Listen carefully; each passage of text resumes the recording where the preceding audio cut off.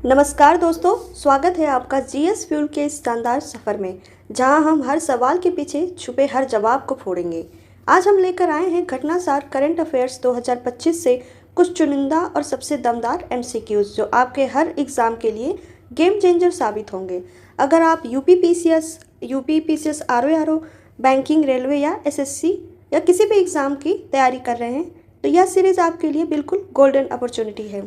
तो चलिए दोस्तों, तैयार हो जाइए दिमाग की स्पीड को रॉकेट बनाने के लिए, और वीडियो के अंत तक आपको खुद महसूस होगा कि आपने सही जगह पर क्लिक किया है। अगर आपने अभी तक चैनल जीएस फ्यूल को सब्सक्राइब नहीं किया है तो तुरंत कर लीजिए, क्योंकि यहाँ हर दिन मिलेगा आपको सिलेक्टेड अपडेट और एग्ज़ाम ओरिएंटेड कंटेंट, वो भी बिल्कुल फ्री में। तो चलिए बिना देर किए शुरू करते हैं आज की धमाकेदार क्लास। घटनासार समसामयिकी का एक पहली क्लास है, जिसमें फर्स्ट टॉपिक है राष्ट्रीय परिदृश्य। जैसा कि आप सभी को पता है कि घटनासार को रिलीज़ हुए काफ़ी टाइम हो गए हैं, तो आप सभी ने पढ़ ही लिया होगा। अगर पढ़ लिया है तो रिवाइज हो जाएगा, अगर नहीं भी पढ़ा है तो कोई बात नहीं, आप क्वेश्चन के माध्यम से आप ये घटनासार के फैक्ट्स को याद कर पाएंगे। पढ़ने से चीज़ें दिमाग में तो रहती हैं, लेकिन ज़्यादा दिन तक नहीं रहती। अगर यही हम क्वेश्चन या एमसीक्यूज़ के माध्यम से ये करें तो ये हमारे सबकॉन्शियस माइंड में बैठ जाता है और चीज़ें याद रहती हैं, ताकि एग्ज़ाम टाइम में हम हेल्प ले सकें इससे। ठीक है, तो चलिए क्वेश्चन शुरू करते हैं, जिसका फर्स्ट टॉपिक और मोस्ट इम्पॉर्टेंट टॉपिक है वक्फ संशोधन अधिनियम 2025। इसका ऑप्शन देखेंगे, इसका क्वेश्चन देखेंगे। पहला क्वेश्चन, ये बहुत मेहनत से बनाया गया है, तो आप इस पर रिएक्ट जरूर करिएगा और पसंद आए तो लाइक जरूर करिएगा। तो चलिए फर्स्ट क्वेश्चन स्टार्ट करते हैं। वक्फ संशोधन अधिनियम 2025 को भारतीय लोकसभा में कब पेश किया गया था? इसके ऑप्शन देखते हैं। 8 अगस्त 2024, 15 जुलाई 2025, 1 जनवरी 2025 या 4 अप्रैल 2025। इसका आंसर हो जाएगा ए, यानी 8 अगस्त 2024। इसकी व्याख्या देखते हैं। वक्फ संशोधन अधिनियम यानी विधेयक, वक्फ संशोधन विधेयक 2024 को 8 अगस्त 2024 को लोकसभा में पेश किया गया था, जो 2025 के अधिनियम के रूप में पारित हुआ।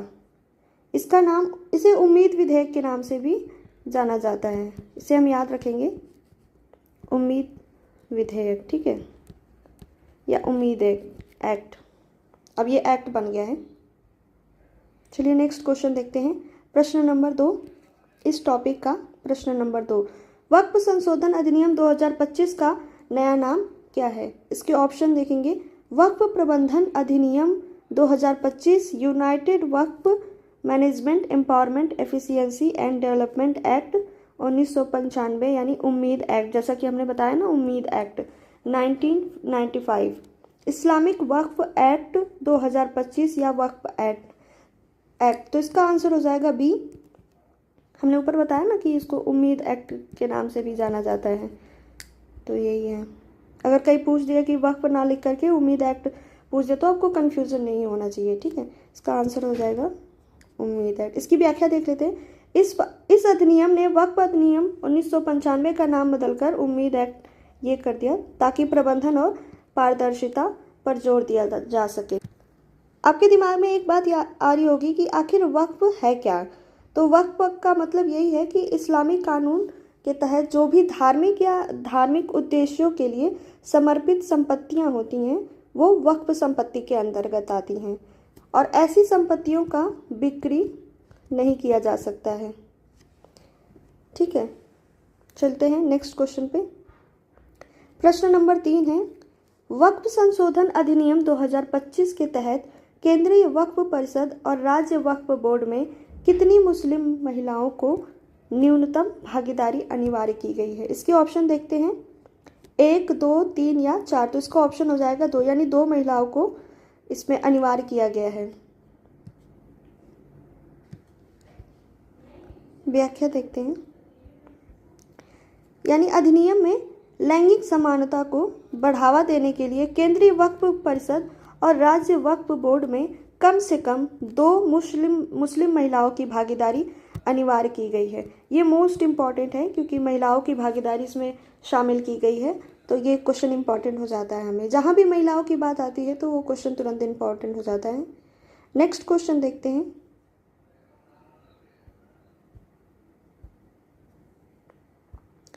वक्फ संशोधन अधिनियम, क्वेश्चन नंबर 4 है, वक्फ संशोधन अधिनियम 2025 ने किस पुराने कानून को निरस्त किया है?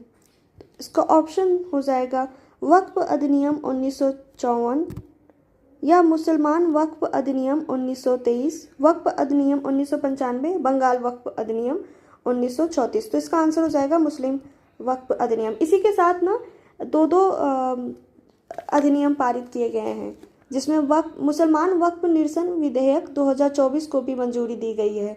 तो जो ये है मुसलमान वक्फ निरसन विधेयक 2024 वाला, ठीक है, ये और वक्फ संशोधन अधिनियम 2025, इन दोनों कानूनों को मान्यता दी गई है, मंजूरी दी गई है।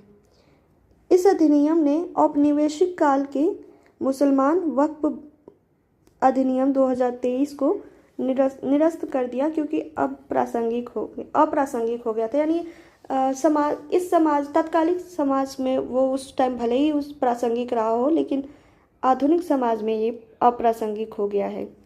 क्योंकि ये पुराना अंग्रेजों के टाइम के बने हुए कानून थे, तो इन्हें निरस्त करना जरूरी है। क्वेश्चन नंबर 5, वक्फ संशोधन अधिनियम 2025 में कितनी संयुक्त संसदीय समिति की सिफारिशों को शामिल किया गया है? ये इंपॉर्टेंट है, ठीक है।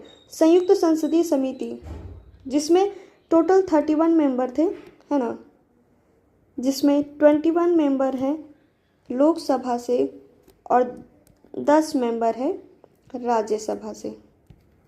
तो ये हम ध्यान देंगे। और ये जगदम्बिका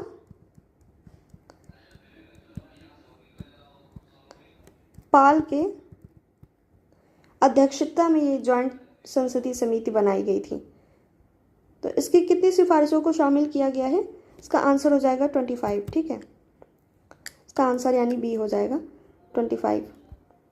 इस अधिनियम में संयुक्त संसदीय समिति की 25 सिफारिशों को शामिल किया गया है, जो वक्फ प्रबंधन में सुधार के लिए थी।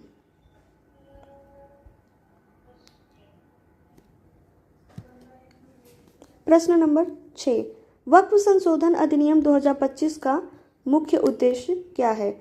ऑप्शन देखेंगे, वक्फ संपत्तियों को निजीकरण करना, वक्फ संपत्तियों में पारदर्शिता और जवाबदेहिता बढ़ाना, वक्फ बोर्ड को समाप्त करना या वक्फ संपत्तियों को राज्य सरकारों को हस्तांतरित करना। तो इसका आंसर हो जाएगा बी, यानी पारदर्शिता और जवाबदेहिता सुनिश्चित करना इसका उद्देश्य है। यानी जो भी वक्फ संपत्तियां हैं उनके कामकाज को सुव्यवस्थित करना, पारदर्शिता, जवाबदेहिता सुनिश्चित करना और इसके प्रशासनिक तंत्र को मजबूत करना और कानूनी ढांचे को मजबूत करना ही इसका उद्देश्य है, ठीक है। तो इसकी व्याख्या देखते हैं। उद्देश्य वक्फ संपत्तियों के पारदर्शिता, डिजिटलाइजेशन, ऑडिट के माध्यम से सुधार लाना है। नेक्स्ट क्वेश्चन है, वक्फ संशोधन अधिनियम 2025 के तहत विवादित वक्फ संपत्तियों के दावों की जांच के लिए कौन जिम्मेदार है? ये बहुत ही मोस्ट इम्पॉर्टेंट क्वेश्चन हो जाएगा। यानी जो अगर वक्फ संपत्तियों में विवाद होता है उससे रिलेटेड, तो इसकी जांच कौन करेगा? इसका आंसर हो जाएगा, पहले ऑप्शन देख लेते हैं, केंद्रीय गृह मंत्रालय करेगा या जिला कलेक्टर और उच्च न्यायालय या वक्फ बोर्ड या अल्पसंख्यक मामलों के मंत्रालय। तो ये इसमें चेंजेस किए गए हैं, जिला कलेक्टर और उच्च न्यायालय। कलेक्टर द्वारा ही राजस्व अभिलेख भी अपडेट किए जाएंगे, ठीक है, ये हम याद रखेंगे। नए कानून के तहत विवादित संपत्तियों पर वक्फ बोर्ड का दावा तभी मान्य होगा जब जिला कलेक्टर और उच्च न्यायालय की निगरानी में निष्पक्ष जांच हो, ठीक है, इसे हम याद रखेंगे। कलेक्टर या उच्च न्यायालय की जगह पे राज्य सरकार या कुछ और भी दे सकता है, तो इसे हम कंफ्यूज नहीं। अब चलते हैं नेक्स्ट क्लासेस पे। नेक्स्ट क्वेश्चन है क्वेश्चन नंबर 8, वक्फ संशोधन अधिनियम 2025 के खिलाफ सुप्रीम कोर्ट में याचिका किसने दायर की थी? ठीक है, तो इसको ऑप्शन देखते हैं, भारतीय जनता पार्टी, जमीयत उलमा ए हिंद और कांग्रेस सांसद, अल्पसंख्यक मामलों के मंत्रालय या राजस्थान सरकार। तो इसका आंसर हो जाएगा जमीयत उलमा ए हिंद और कांग्रेस सांसद, ठीक है। ये राजस्थान सरकार ने ना इसने सहमति प्रदान की थी। ठीक है, तो ये इसका आंसर राजस्थान दे करके कन्फ्यूजन में डाल सकता है, लेकिन ये नहीं होगा, बल्कि इसका आंसर बी हो जाएगा।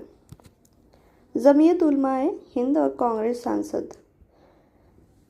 जमीयत उलमाए हिंद और कांग्रेस सांसद मोहम्मद जावेद ने अप्रैल 2025 में सुप्रीम कोर्ट में अधिनियम की संवैधानिकता को चुनौती दी थी। नेक्स्ट क्वेश्चन देखते हैं। बेसिकली उन्होंने चुनौती इसलिए दी थी क्योंकि वो परिषद में क्या है, केंद्रीय वक्फ बोर्ड परिषद जो भी है, राज्य परिषद हो या राज्य बोर्ड हो, उनमें ये चाहते थे कि गैर मुस्लिम शामिल ना हो, इसलिए उन्होंने विरोध किया। Next question number 9।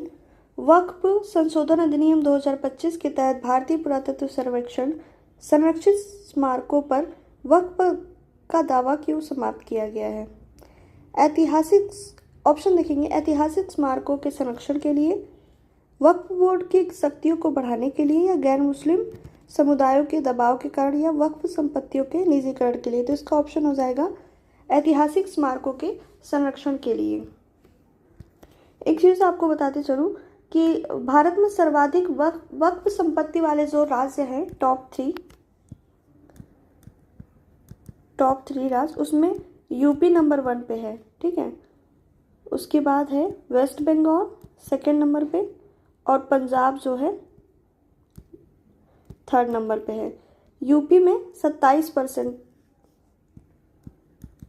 वक्फ संपत्ति है, जो सबसे ज़्यादा है, यानी टॉप पर यूपी है। नेक्स्ट क्वेश्चन देखते हैं। आंसर बताया ना हमने, ऐतिहासिक स्मारकों के संरक्षण के लिए। एएसआई संरक्षित स्मारकों पर वक्फ के दावे को समाप्त किया गया ताकि ऐतिहासिक धरोहरों का संरक्षण सुनिश्चित किया जा सके। नेक्स्ट क्वेश्चन देखते हैं, क्वेश्चन नंबर 10। ये वक्फ वाले क्वेश्चन इसलिए ज़्यादा कराए ताकि आपको इसमें ये जितने भी डेटा हैं याद हो जाए। बार बार वक्फ आने से क्या होता है ना, कि जब चीज़ें रिपीट होती हैं तो हमारे सबकॉन्शियस माइंड में जाके बैठ जाती हैं, जो कहीं ना कहीं अगर हम पेपर में या कहीं भी सुन लेंगे तो वो चीज़ें हमें याद हो जाती हैं, है ना। इसलिए जानबूझकर इतने सारे क्वेश्चन रखे गए हैं ताकि बार बार पढ़ने से, बार बार एक ही नाम आने से चीज़ें दिमाग में बैठ जाएं। क्वेश्चन देखेंगे, वक्फ संशोधन अधिनियम 2025 में किसे वक्फ पंजीकरण, ऑडिट और लेखा जोखा के नियम बनाने का अधिकार दिया गया है? मैंने ये ऊपर ही बताया था कि ऑडिट करने का अधिकार किसे दिया गया है। इसका अधिकार केंद्र सरकार को ही दिया गया है। ठीक है, जो कैग के माध्यम से करेगी। ऑप्शन में राज्य सरकार भी दे सकता है, क्योंकि वक्फ जो है ये धार्मिक या धार्मिक मुद्दे जो भी हैं ये समवर्ती सूची से है। ठीक है, जिसपे दोनों ही कानून बना सकते हैं, यानी भारत केंद्र सरकार एवं राज्य सरकार। लेकिन केंद्र सरकार की नीति पूरे देश पे एक समान लागू होती है, इसलिए केंद्र सरकार ज़्यादा प्रभावी हो जाता है यहाँ पे। इसकी व्याख्या देखते हैं। अधिनियम केंद्र सरकार को वक्फ पंजीकरण, ऑडिट और लेखा जोखा के लिए नियम बनाने का अधिकार देता है ताकि पारदर्शिता सुनिश्चित की जा सके। नेक्स्ट क्वेश्चन है क्वेश्चन नंबर 11। वक्फ संशोधन अधिनियम 2025 के अनुसार भारत में वक्फ संपत्तियों की कुल अनुमानित संख्या कितनी है? तो यहाँ पे ऑप्शन देख लेते हैं, 4 लाख, 6 लाख, 8.7 लाख और 10। इसका आंसर हो जाएगा सी, यानी 8.7 लाख। व्याख्या देखते हैं। भारत में वक्फ संपत्तियों की संख्या 8.7 लाख है। कहीं कहीं ये डेटा जो है ना 8.5 भी दिया हुआ है, लेकिन ज़्यादा मान्यता 8.7 लाख को ही दिया गया है। ठीक है, जिनका मूल्य 1 लाख करोड़ रुपए और क्षेत्रफल 9.4 लाख एकड़ है, जो भारतीय रेलवे और सशस्त्र बलों के बाद तीसरा सबसे बड़ा संपत्ति धारक है। नेक्स्ट क्वेश्चन देख लेते हैं, क्वेश्चन नंबर 12। वक्फ संशोधन अधिनियम 2025 को लेकर किस राज्य की सरकार ने सुप्रीम कोर्ट में पक्षकार बनाने की अनुमति मांगी है?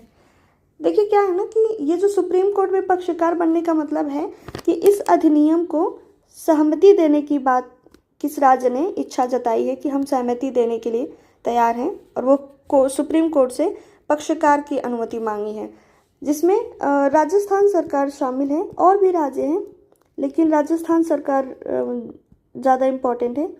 ठीक है, तो आंसर में कंफ्यूजन नहीं होना चाहिए, राजस्थान पे ही लगाएंगे, किसी और राज्य का भी नाम दे करके कंफ्यूज कर सकता है। जैसे यहाँ पे देखिए उत्तर प्रदेश, राजस्थान, कर्नाटक, बिहार, लेकिन इसका आंसर राजस्थान ही होगा। ठीक है। राजस्थान सरकार सुप्रीम कोर्ट में वक्फ संशोधन अधिनियम 2025 की संवैधानिक वैधता को चुनौती देने वाली याचिकाओं में पक्षकार बनने की अनुमति मांगी, क्योंकि वह वक्फ बोर्ड का संचालन करती है। अब ये अंकटाट के टॉपिक देख लेते हैं, जिसकी रिपोर्ट आई थी, टेक्नोलॉजी एंड इनोवेशन रिपोर्ट 2025। इस पर एक क्वेश्चन देखते हैं। UNCTAD technology and innovation report 2025 के अनुसार भारत ने निजी कृत्रिम बुद्धिमत्ता यानी एआई निवेश में वैश्विक स्तर पर कौन सा स्थान हासिल किया है? इसके ऑप्शन है 5वां, 10वां, 15वां या 20वां। तो इसका आंसर हो जाएगा 10वां यानी बी। अंकटाट की रिपोर्ट के अनुसार भारत 2023 में $1.4 बिलियन के एआई निवेश के साथ निजी एआई निवेश में 10वें स्थान पर रहा। यह भारत की डिजिटल अर्थव्यवस्था की बढ़ती ताकत को दर्शाता है। एक तथ्य यहाँ पे मैंने ऐसे ऐड करना शुरू कर दिया है मज़ेदार तक, ताकि इसको आप एक्स्ट्रा पॉइंट डाल दिया है, ताकि इस क्वेश्चन के साथ आप ये भी याद रख सकें। ठीक है। भारत और चीन एकमात्र विकासशील देश हैं जो एआई निवेश में शीर्ष 10 में शामिल हैं।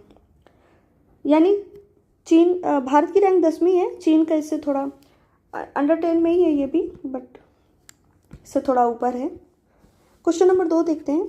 UNCTAD technology and innovation report 2025 में भारत को frontier technology, AI, internet of things, robotics की तत्परता में कौन सा वैश्विक रैंक मिला और इसका मुख्य कारण क्या है? इसको ऑप्शन देखेंगे। 36वां स्टार्टअप इकोसिस्टम, 25वां 5G नेटवर्क, 50वां साइबर सुरक्षा या 15वां डिजिटल भुगतान। तो इसका आंसर हो जाएगा ए यानी 36वां स्टार्टअप इकोसिस्टम। ये इंपॉर्टेंट है, ये याद रखेंगे। स्टार्टअप इकोसिस्टम के तहत इसको 36वां रैंक प्राप्त हुआ है। भारत को फ्रंटियर टेक्नोलॉजी तत्परता में 36वां रैंक मिला, जो इसके 1 लाख से अधिक स्टार्टअप्स और एआई रोबोटिक्स में नवाचार के कारण है। हालांकि स्किल गैप और बुनियादी ढांचे की कमी ने रैंकिंग को सीमित किया है। मज़ेदार तथ्य ये है कि बेंगलुरु 2025 में वैश्विक एआई स्टार्टअप हब में 3रे स्थान पर है। यानी बेंगलुरु जो है ये वैश्विक एआई स्टार्टअप हब में 3रे स्थान पर है। Next question. UNCTAD technology and innovation report 2025 का मुख्य उद्देश्य क्या है? तो यहाँ पे ऑप्शन देखेंगे। वैश्विक व्यापार समझौतों का विश्लेषण, फ्रंटियर टेक्नोलॉजी में देशों की तत्परता का आकलन, जलवायु परिवर्तन नीतियों का मूल्यांकन या अंतर्राष्ट्रीय पर्यटन रुझानों की समीक्षा। तो इसका आंसर हो जाएगा बी। हमने ऊपर भी देखा, फ्रंटियर टेक्नोलॉजी में देशों की तत्परता का आकलन। यह रिपोर्ट एआई, आईओटी, रोबोटिक्स और बायोटेक्नोलॉजी जैसी फ्रंटियर टेक्नोलॉजी में देशों की तत्परता, निजी निवेश और नीतिगत ढांचे का मूल्यांकन करती है। भारत को डिजिटल तत्परता में ब्राजील, फिलीपींस जैसे देशों के साथ आउट परफॉर्मर माना गया। नेक्स्ट क्वेश्चन है 4। UNCTAD technology and innovation report 2025 के अनुसार भारत और किस अन्य विकासशील देश ने एआई निवेश में वैश्विक शीर्ष 10 में स्थान बनाया है? तो जैसे चीन हमने बताया ना, ऊपर भी देखा, तो ये चीन हो जाएगा। भारत की रैंक 10वीं है और चीन एकमात्र विकासशील, यानी भारत और चीन एकमात्र विकासशील है जो अंडर टॉप 10 में जगह बनाए हैं। चीन ने एआई हार्डवेयर और डेटा सेंटर्स में भी भारी निवेश किया। भारत की ताकत सॉफ्टवेयर और स्टार्टअप्स में ज़्यादा है। भारत का एआई स्टार्टअप क्रूट्रीम 2025 में यूनिकॉर्न बन गया है। ये इंपॉर्टेंट है, क्वेश्चन आ सकता है। 2025 का यूनिकॉर्न है क्रूट्रीम। ठीक है। Question number 5। UNCTAD technology and innovation report 2025 में भारत की डिजिटल तत्परता को बढ़ाने के लिए किस क्षेत्र में सुधार की सिफारिश की? यानी अंकटाट ने भारत को कुछ सुझाव दिए हैं जिसमें डिजिटल तत्परता को बढ़ावा दिया जा सके। इसमें क्या क्या है, ऑप्शन देखते हैं। डिजिटल साक्षरता और कौशल विकास, सौर ऊर्जा उत्पादन, अंतर्राष्ट्रीय व्यापार नीतियाँ या रक्षा। तो जैसे डिजिटल तत्परता बढ़ाने के लिए है, तो इसका जाहिर सी बात है इसका आंसर हो जाएगा डिजिटल साक्षरता और स्किल डेवलपमेंट। ठीक है। अंकटाट ने सुझाव दिया कि भारत को डिजिटल साक्षरता, एआई कौशल प्रशिक्षण और ग्रामीण क्षेत्र में इंटरनेट पहुंच बढ़ाने पर ध्यान देना चाहिए। यह भारत की फ्रंटियर टेक्नोलॉजी रैंकिंग को और बेहतर करेगा। इम्पॉर्टेंट तथ्य है कि भारत का डिजिटल इंडिया मिशन 2025 तक 80% ग्रामीण क्षेत्रों को ब्रॉडबैंड से जोड़ने का लक्ष्य रखता है। तो ये इम्पोर्टेंट है। नेक्स्ट क्वेश्चन यानी नेक्स्ट टॉपिक है, न्यूजीलैंड के पीएम की भारत यात्रा रही और साथ ही ये रायसीना डायलॉग के मुख्य अतिथि भी थे। ठीक है, चीफ गेस्ट थे। तो इससे क्वेश्चन बनना तो जाहिर सी बात है, और रायसीना डायलॉग तो बहुत ही इम्पोर्टेंट है जो कि नई दिल्ली में हुआ था। तो इससे बहुत सारे क्वेश्चन बनने की संभावना है जो हमने बनाए हैं। आएगा तो एक ही क्वेश्चन, बट हमने ढेर सारे बनाए। अगर कोई भी आपको याद रहेगा तो आप आंसर अच्छे से कर पाएंगे एग्जाम में। क्वेश्चन नंबर 1, न्यूजीलैंड के प्रधानमंत्री क्रिस्टोफर लक्सन। देखिए कि ये भी क्वेश्चन बन सकता है कि न्यूजीलैंड के प्रधानमंत्री का क्या नाम है जो भारत यात्रा पर आए थे और रायसीना डायलॉग के मुख्य अतिथि थे। तो ये इंपॉर्टेंट है, क्रिस्टोफर लक्सन, जो कि भारत यात्रा में 16 से 20 मार्च, आजकल क्या है ना कि डेट भी पूछ देता है एग्जाम में, तो याद तो करना ही पड़ेगा। कितना याद कर सकते हैं, लेकिन कुछ कुछ इंपॉर्टेंट डेट याद कर सकते हैं। तो ये 16 से 20 मार्च के दौरान भारत और न्यूजीलैंड के बीच किस महत्वपूर्ण आर्थिक समझौते की वार्ता शुरू करने की घोषणा की गई है। यानी न्यूजीलैंड के प्रधानमंत्री क्रिस्टोफर लक्सन की भारत यात्रा के दौरान भारत और न्यूजीलैंड के बीच किस महत्वपूर्ण आर्थिक समझौते की वार्ता शुरू करने की घोषणा की गई है। तो ये है फ्री ट्रेड एग्रीमेंट यानी मुक्त व्यापार समझौता। ये इसका आंसर भी हो जाएगा। भारत और न्यूजीलैंड ने 16 मार्च 2025 को व्यापक और पारस्परिक रूप से लाभकारी एफटीए वार्ता शुरू की, जैसा कि केंद्रीय वाणिज्य मंत्रालय ने घोषित किया। यह दोनों देशों के बीच व्यापार और आर्थिक संबंधों को गहरा करने का एक महत्वपूर्ण कदम है। न्यूजीलैंड से रिलेटेड फैक्ट देखेंगे। भारत न्यूजीलैंड के लिए फार्मास्यूटिकल्स और मशीनरी का एक प्रमुख स्रोत है। तो ये भी क्वेश्चन आ सकता है। कभी कभी क्या होता है ना कि कोई टॉपिक है, जैसे मान लीजिए न्यूजीलैंड है, तो न्यूजीलैंड से रिलेटेड ये नहीं पूछेगा कि आए थे इनके पीएम, क्या क्या किया, क्या क्या वार्ता हुई, कौन कौन से एग्रीमेंट्स हुए। कभी कभी वो व्यापार या फिर वहाँ से उससे रिलेटेड कोई भी क्वेश्चन पूछ सकता है। तो हम सारे एस्पेक्ट देखेंगे कि कौन कौन से क्वेश्चन आ सकते हैं। ठीक है, चलते नेक्स्ट क्वेश्चन पे। प्रश्न 2 है, रायसीना डायलॉग 2025 जिसमें न्यूजीलैंड के पीएम क्रिस्टोफर लक्सन मुख्य अतिथि थे की थीम क्या थी। यानी रायसीना डायलॉग की थीम क्या थी। एक विश्व एक भविष्य, काल चक्र, लोक शांति और ग्रह, डिजिटल युग में सहयोग या वैश्विक शासन का पुनर्गठन। तो इसका आंसर हो जाएगा काल चक्र, लोक शांति और ग्रह। यहाँ पे जन भी लिख सकता है लोक की जगह पे। ठीक है, तो इससे कंफ्यूज मत होइएगा कि अरे ये क्या पूछ लिया। ये काल चक्र, लोक शांति और ग्रह। रायसीना डायलॉग 2025 17 से 19 मार्च की थीम काल चक्र, लोक शांति और ग्रह थी, जो वैश्विक चुनौतियों जैसे, ये इंपॉर्टेंट है, जलवायु परिवर्तन, शांति और मानव केंद्रित विकास पर केंद्रित थी। यह भारत का प्रमुख भू राजनीतिक और भू अर्थशास्त्र सम्मेलन है। नेक्स्ट क्वेश्चन पे चलते हैं। आप सभी को पता है कि रायसीना जो है ये दिल्ली में हुआ था, न्यू दिल्ली में। ये हम याद रखेंगे, इसकी लोकेशन भी पूछ सकता है।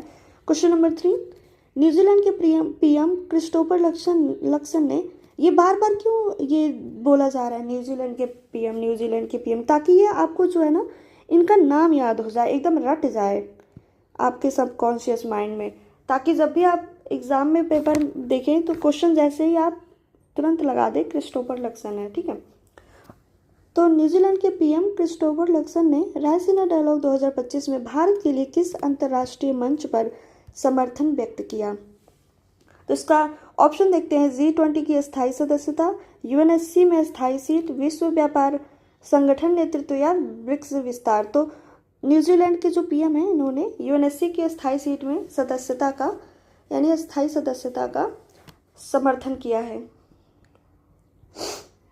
ठीक है, लक्सन ने रायसीना डायलॉग 2025 में कहा कि 2025 1945 नहीं है और भारत की यूनेस्सी में स्थायी सीट के लिए मजबूत समर्थन व्यक्त किया, जो भारत की वैश्विक स्थिति को मजबूत करता है। न्यूजीलैंड भारत के यूनेस्सी दावे का समर्थन करने वाला पहला पैसिफिक कंट्री है, तो ये इम्पॉर्टेंट है। क्वेश्चन नंबर 4, रायसीना डायलॉग 2025 में, ये नंबरिंग गड़बड़ है शायद, क्वेश्चन नंबर ये 4 ना हो करके कुछ और ही है, चलिए कोई बात नहीं, नेक्स्ट क्वेश्चन देख लेते हैं। रायसीना डायलॉग 2025 में भारत और न्यूजीलैंड के नेताओं ने किस क्षेत्र में सहयोग बढ़ाने पर जोर दिया, जो 2025 में दोनों देशों के लिए प्राथमिकता है। यानी रायसीना डायलॉग के तहत भारत और न्यूजीलैंड के नेताओं ने किस क्षेत्र में सहयोग बढ़ाने पर जोर दिया, तो इसका ऑप्शन देखते हैं। अंतरिक्ष और रक्षा, जलवायु परिवर्तन और नवीकरणीय ऊर्जा, डिजिटल भुगतान और फिनटेक, पर्यटन और सांस्कृतिक आदान प्रदान। तो इसका आंसर हो जाएगा बी, यानी जलवायु परिवर्तन और नवीकरणीय ऊर्जा पर। ठीक है, मोदी और लक्सन ने जलवायु परिवर्तन और नवीकरणीय ऊर्जा जैसे न्यूजीलैंड की पवन सौर ऊर्जा विशेषज्ञता में सहयोग पर चर्चा की, ताकि टेक्नोलॉजी शेयर हो सके पवन सौर ऊर्जा इत्यादि की से संबंधित। न्यूजीलैंड 2030 तक 100% नवीकरणीय ऊर्जा का लक्ष्य रखता है। जैसा कि पता है आपको कि 2070 तक नेट जीरो एमिशन का लक्ष्य है भारत का, और 2030 तक 500 गीगावाट का लक्ष्य है नवीकरणीय ऊर्जा का भारत का, जिसमें से 280 सोलर एनर्जी से संबंधित है ना। तो ये हम याद रखेंगे, ये फैक्ट। क्वेश्चन नंबर 5 यानी नेक्स्ट क्वेश्चन, रायसीना डायलॉग 2025 का आयोजन किस संगठन ने भारत के विदेश मंत्रालय के सहयोग से किया था, तो इसका ऑप्शन देखते हैं। नीति आयोग या observer research foundation, defence research and development organisation यानी DRDO, या भारतीय रणनीतिक अध्ययन संस्थान। तो इसका आंसर हो जाएगा ORF यानी ऑब्जर्वर रिसर्च फाउंडेशन है ना, इसका ऑप्शन है ये ORF। रायसीना डायलॉग का आयोजन ORF एक दिल्ली आधारित थिंक टैंक द्वारा विदेश मंत्रालय के साथ मिलकर किया जाता है। 2025 में 10वें संस्करण में 125 प्लस देशों के 3500 प्लस प्रतिभागी शामिल हुए थे। यानी ये रायसीना डायलॉग का 10वां संस्करण है। ठीक है, ORF की स्थापना 1990 में हुई थी। यह भारत की प्रमुख नीति अनुसंधान केंद्र है। तो ये क्वेश्चन पूछ सकता है, इसलिए मैंने यहाँ पे ऐड कर दिया है फैक्ट। ये जितने भी तथ्य है ना, ये इंपॉर्टेंट है, इसको ध्यान देना है आपको। ठीक है, रायसीना डायलॉग 2025 में भारत के विदेश मंत्री S जयशंकर ने किस वैश्विक मुद्दे के खिलाफ चिंता व्यक्त की, जो भारत की कूटनीति के लिए चुनौती है। इसका ऑप्शन देखेंगे। जलवायु परिवर्तन, व्यापार का हथियारीकरण, साइबर सुरक्षा या परमाणु प्रसार। इसका आंसर हो जाएगा व्यापार का हथियारीकरण। ठीक है, जयशंकर ने रायसीना डायलॉग 2025 में टैरिफ प्रतिबंधों और वित्तीय नियंत्रणों के माध्यम से व्यापार के हथियारीकरण की चिंता उठाई, जो भारत जैसे उभरते देशों के लिए चुनौती है। फैक्ट ये है इम्पॉर्टेंट कि भारत ने 2025 में ट्रंप की टैरिफ नीतियों का विरोध किया है। यह भी बहुत चर्चा में है, ट्रंप, चीन, भारत, यही चल ही रहा है और युद्ध चल रहा है बस। बाकी देखते हैं नेक्स्ट क्वेश्चन। रायसीना डायलॉग 2025 में कौन सा वैश्विक संघर्ष प्रमुख चर्चा का विषय रहा, जिसने यूरोपीय और अमेरिकी नेताओं को आमने सामने ला दिया। यानी प्रमुख चर्चा का विषय कौन सा था? भारत चीन सीमा विवाद, रूस यूक्रेन युद्ध, दक्षिण चीन सागर तनाव या इजराइल हमास संघर्ष। तो यह है रूस यूक्रेन युद्ध है ना, आंसर भी हो जाएगा। रूस युद्ध रायसीना डायलॉग 2025 में प्रमुख चर्चा का विषय थी, जिसमें यूक्रेन के विदेश मंत्री और अमेरिका के खुफिया निदेशक तुलसी गबार्ड जैसे नेताओं ने हिस्सा लिया। इम्पॉर्टेंट फैक्ट है कि रूस के विदेश मंत्री लावरोव ने 2025 में पहली बार इस डायलॉग को छोड़ दिया। इसको एक बार क्रॉस चेक कर लीजिएगा, है ना। क्वेश्चन नंबर 8, रायसीना डायलॉग 2025 में किस क्षेत्र में सहयोग पर जोर दिया गया, जो भारत और न्यूजीलैंड जैसे देशों के लिए प्राथमिकता है। ऑप्शन देखेंगे। यानी क्वेश्चन ये पूछ रहा है कि किस देश में किस क्षेत्र में सहयोग पर जोर दिया गया जो भारत और न्यूजीलैंड जैसे देशों की प्राथमिकता है? अंतरिक्ष अनुसंधान, जलवायु परिवर्तन और नवीकरणीय ऊर्जा, साइबर सुरक्षा या डिजिटल भुगतान। तो इसका आंसर हो जाएगा ये इसी रिपीट हो रहा है क्वेश्चन, कोई बात नहीं, हम इसे फिर से रिवाइज कर लेते हैं। ठीक है, तो ये जलवायु परिवर्तन और नवीकरणीय ऊर्जा मंत्रालय, नवीकरणीय ऊर्जा के बारे में है, इसको प्राथमिकता दी। इसमें भारत और न्यूजीलैंड सौर पवन पर चर्चा की। जैसा कि मैंने ऊपर बताया, सौर मिशन 2030 तक 500 गीगावाट नवीकरणीय ऊर्जा का लक्ष्य रखा गया है, जिसमें 500 गीगावाट में से 280 गीगावाट सोलर एनर्जी से संबंधित है। यानी सोलर एनर्जी का लक्ष्य 280 गीगावाट 2030 तक प्राप्त करना है। अगर टोटल नवीकरणीय ऊर्जा की बात करें तो ये है, यानी रिन्यूएबल एनर्जी की बात करें तो 500 गीगावाट है। नेक्स्ट क्वेश्चन, रायसीना डायलॉग 2025 में क्वाड है ना, क्वाड यहाँ पे लिखा हुआ है, भारत, अमेरिका, जापान और ऑस्ट्रेलिया के क्वाड के पैनल ने किस क्षेत्र में सहयोग पर जोर दिया? सैन्य संगठन, समुद्री सहयोग, डिजिटल बुनियादी ढांचा या वैक्सीन उत्पादन। इसका आंसर हो जाएगा समुद्री सहयोग, जिसमें चीन की जो बढ़ती नीतियां हैं, जो भी विस्तारवादी नीतियां, उसको टैकल करने के लिए है। क्वाड पैनल ने इंडो पैसिफिक क्षेत्र में समुद्री सहयोग जैसे नौसेना अभ्यास और समुद्री डोमेन जागरूकता पर जोर दिया। भारत की यह क्षेत्रीय रणनीति का हिस्सा है। क्वाड 2025 में भारत द्वारा आयोजित शिखर सम्मेलन की मेजबानी करेगा। यानी भारत जो है ना 2025 में, ये इंपॉर्टेंट है, ठीक है, क्वाड का मेजबानी 2025 में भारत करने वाला है। नेक्स्ट क्वेश्चन है, Indore first PPP green waste processing plant. ये बहुत बहुत इंपॉर्टेंट है ना। इंदौर फर्स्ट पीपीपी यानी private public partnership green waste processing plant. Question देखेंगे इस पे। फर्स्ट क्वेश्चन, भारत का पहला पब्लिक प्राइवेट पार्टनरशिप मॉडल आधारित ग्रीन वेस्ट प्रोसेसिंग प्लांट कहाँ स्थापित किया गया है? तो हमने हेडिंग में ही पढ़ लिया, इंदौर, आंसर हो जाएगा इंदौर। भारत में स्वच्छ भारत मिशन, ये भी पूछ सकता है कि कौन से मिशन के तहत ये होगा है, ठीक है, तो स्वच्छ भारत मिशन शहरी, ठीक है, शहरी या अर्बन, ये याद रखिएगा, के तहत भारत का पहला पीपीपी मॉडल आधारित ग्रीन वेस्ट प्रोसेसिंग प्लांट स्थापित किया गया है। यह शहर 7 वर्षों से भारत का सबसे स्वच्छ शहर रहा है। जैसे स्वच्छ सर्वेक्षण में ना ये 7 वर्ष से लगातार फर्स्ट पे आ रहा है इंदौर, तो हम इसको ये भी याद रखेंगे। इंदौर में स्थापित ग्रीन वेस्ट प्रोसेसिंग प्लांट किस मिशन के तहत? हमने ऊपर पढ़ा ना, स्वच्छ भारत मिशन अर्बन, इसका आंसर हो जाएगा। इसमें जैसे देखिए स्मार्ट सिटी मिशन, जल जीवन मिशन, ये सब कंफ्यूजन हो सकते हैं, लेकिन आप याद रखिएगा स्वच्छ भारत मिशन अर्बन, ठीक है, बार बार पढ़िए, याद हो जाएगा, क्यों नहीं याद होगा।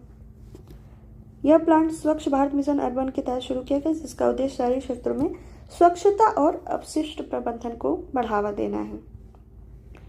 इंदौर के ग्रीन वेस्ट प्रोसेसिंग प्लांट का प्रबंधन और संचालन किसके द्वारा किया जा रहा है? तो इसका आंसर हो जाएगा, ऑप्शन पहले देख लेते हैं, Indore Nagar Nigam, astronomical industries private limited, national thermal power corporation यानी एनटीपीसी, या ministry of housing and urban affair. तो इसका ऑप्शन हो जाएगा एस्ट्रोनॉमिकल इंडस्ट्रीज प्राइवेट लिमिटेड। ये इंदौर नगर निगम जो है ना, इसके लिए बनाया जा रहा है, यानी एमएलसी के लिए। ये ऑप्शन में देखिए कंफ्यूज कर सकता है, आप पढ़े होंगे तो आपको याद होगा कि इंदौर नगर निगम के लिए ही ये प्लांट जो है सप्लाई करेगा, लेकिन ये ऑप्शन में देखिए आप कंफ्यूज हो जाएंगे कि इसका संचालन और प्रबंधन कौन कर रहा है, लेकिन ये सही नहीं है, astronomical industry and private limited ही होगा, ठीक है। जैसे इंदौर नगर निगम आईएमसी के साथ साझेदारी में astronomical industries private limited plant के संचालन और रख रखाव का जिम्मा संभाल रही है। नेक्स्ट क्वेश्चन देखते हैं, इंदौर का ग्रीन वेस्ट प्रोसेसिंग प्लांट मुख्य रूप से किस प्रकार के अपशिष्ट को प्रोसेस करता है?